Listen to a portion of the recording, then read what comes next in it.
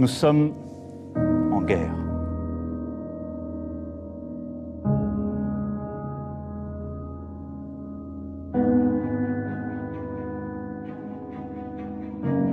On tue des gens. On ne tue pas des gens. Écoutez, vous allez me le répéter Alors, 10 fois, allez-y. puis je vais me lever et m'en aller. Donc vous écoutez ce que je vous dis, Ce d'accord? serait une erreur. Non, je m'en fiche de vous. Vous savez, Oui, de votre moi pluralité, aussi. je m'en fous aussi. Voilà. We gotta get scanned, we gotta get temperatured. The kids have to go to school with masks. Are you insane?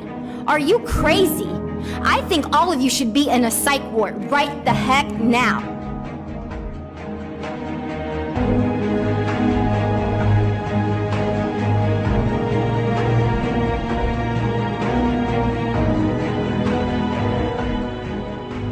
Il y a 4,5 milliards de gens qui vivent dans des pays dans lesquels l'hydroxychloroquine est recommandée en prévention.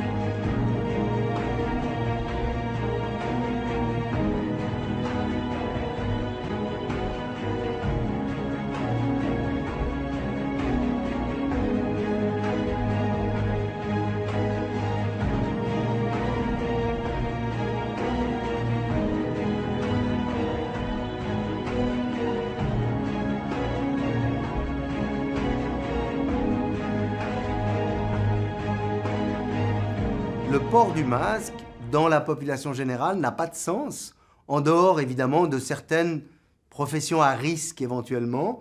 On a déjà parlé des caissières par exemple dans les magasins, dans les grands magasins, et puis on voit que ces caissières peuvent être protégées par des glissières de Pepsi-Glace par exemple, qui remplacent parfaitement le masque. Donc en dehors de certaines populations très particulières, il n'y a pas besoin de masque. Quand ils ont eu le Covid, qu'est-ce qu'ils ont fait? Ils en ont pris. Ils ont pris l'hydroxychloroquine et l'azithromycine.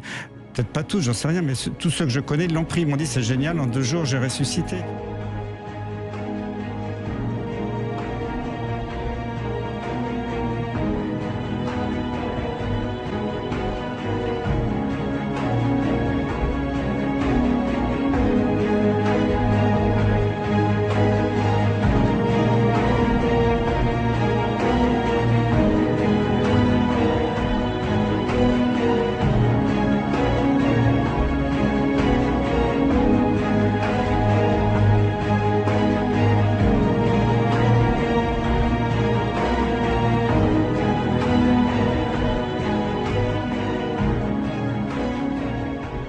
Ce qu'ils disent, je m'en fous, pour une bonne raison, c'est que ce qu'ils disent est une énorme bêtise. Donc, comme vous le dites, je fais des cours d'épistémologie, c'est-à-dire de l'histoire de science depuis 25 ans. Oui. J'ai écrit des livres sur l'épistémologie. Ça vous a choqué que des personnalités politiques ou haut placées dans la société, eux, prennent de l'hydroxychloroquine Et ça m'a pas choqué parce qu'ils ont dit ils sont pas idiots, ils savent que c'est le seul traitement qui marche, en tout cas aujourd'hui. La dichotomie de la discussion finalement, parce que les masques ou toute source ou toute cause d'insuffisance respiratoire ou de déficience respiratoire, enfin tout, finalement, va avoir des conséquences d'une part sur l'oxygénation, mais d'autre part sur le dioxyde de carbone. Et c'est vraiment 2 choses différentes.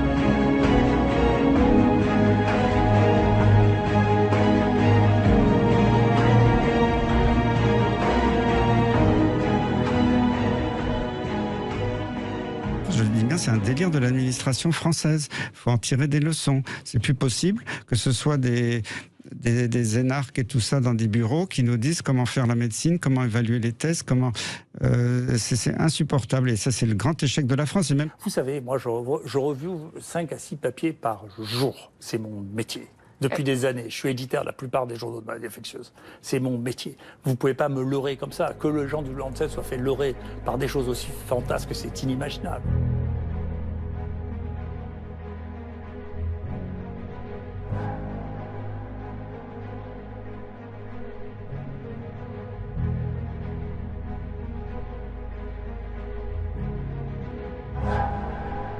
Et il y a 15% des traitements qui sont donnés dans ce pays qui sont hors AMM. D'accord, donc je veux bien qu'il s'excite sur moi. Autorisation médicale. Ça m'amuse Autorisation plutôt. mise sur le marché. Voilà, autorisation de mise sur le Là marché. aussi, on verra bien si on joue la même catégorie de poids à la fin.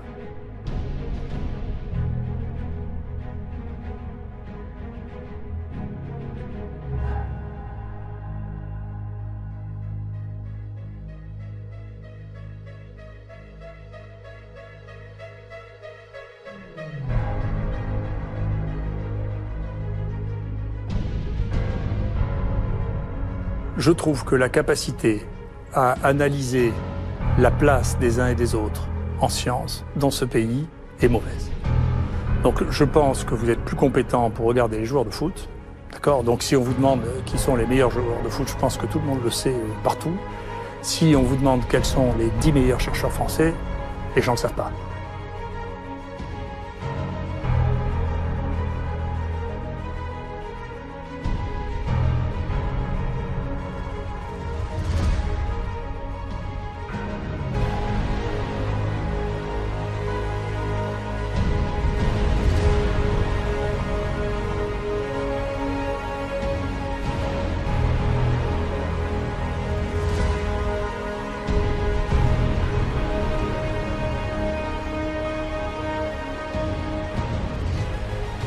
Il est fondamental que les personnes qui ne sont pas malades, qui ne correspondent pas aux critères retenus et qui ne se sont pas vues indiquer le port d'un masque, n'aillent pas chercher des masques d'une manière ou d'une autre parce qu'ils sont importants pour celles et ceux qui en ont besoin. Les Français ne pourront pas acheter de masques dans les pharmacies parce que ce n'est pas nécessaire quand on n'est pas malade. S'agissant de l'utilisation des masques, il s'agit d'une ressource rare.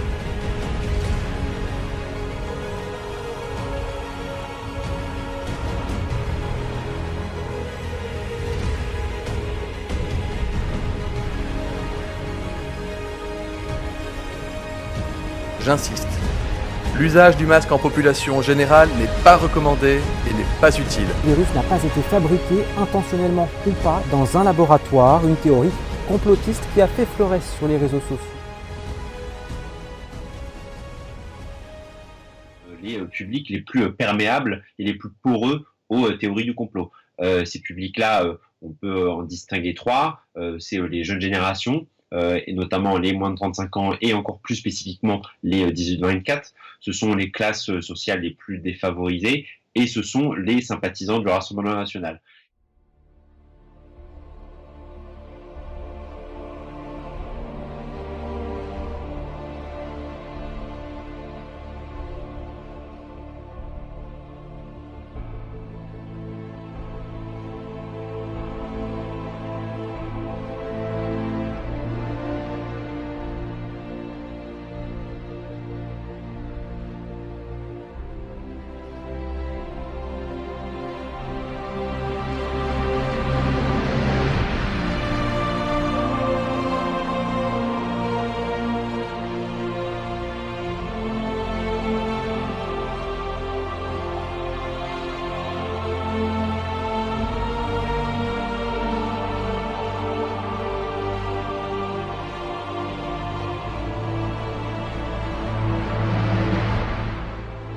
Un livre vous dit philosophe.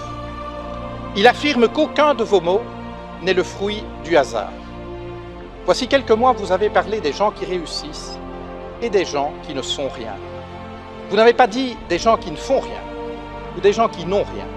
Vous avez parlé des gens qui ne sont rien. Voyez-vous, pour nous, le projet européen consiste précisément à faire en sorte que plus jamais, en aucun endroit de ce continent, aucune femme, aucun homme ne puisse être considéré comme rien ou se penser comme rien.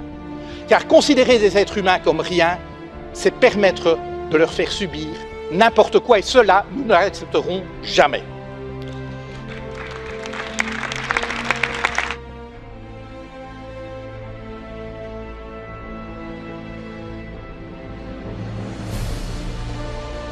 Permettez-moi de faire de même. Je vous offre cette corde d'escalade, symbole de la cordée à laquelle vous semblez tenir. Je vous dirai ceci.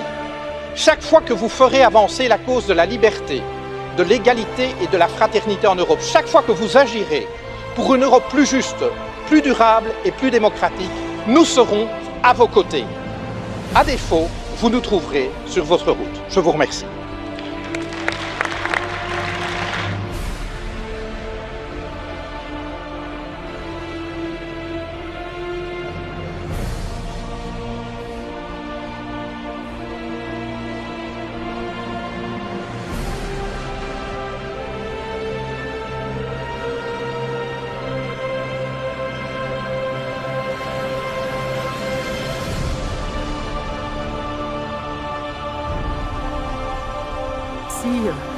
Ça a doublé, même triplé la difficulté.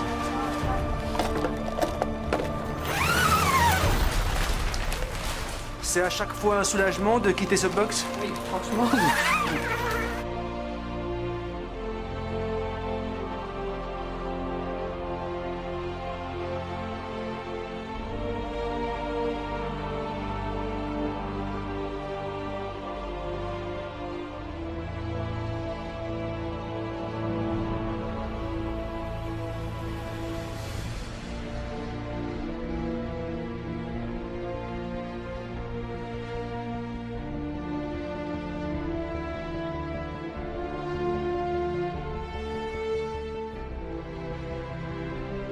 Je suis horrifié par la dérive de l'évaluation en médecine. Il y a des choses empiriques que les médecins savent depuis des décennies, qui marchent à 80%, qu'ils utilisent tous les jours. Et d'un seul coup, il y a une mode depuis une vingtaine d'années, bon, un peu sous l'emprise de Big Pharma, qui a contrôlé tous les grands journaux. Alors, toute donnée qui n'est pas contrôlée dans une étude randomisée contre placebo n'existe pas. Et comme par hasard, ces grandes études randomisées contre placebo coûtent très très cher, donc ne sont pas assurés par des budgets publics, puisque ça dépasse les sommes. Donc ça peut être que l'industrie pharmaceutique elle-même qui finance ces études, et ils vont le faire que pour une grosse molécule, un gros médicament qui va leur apporter des milliards après. Ils vont pas investir pour un truc qui vaut rien.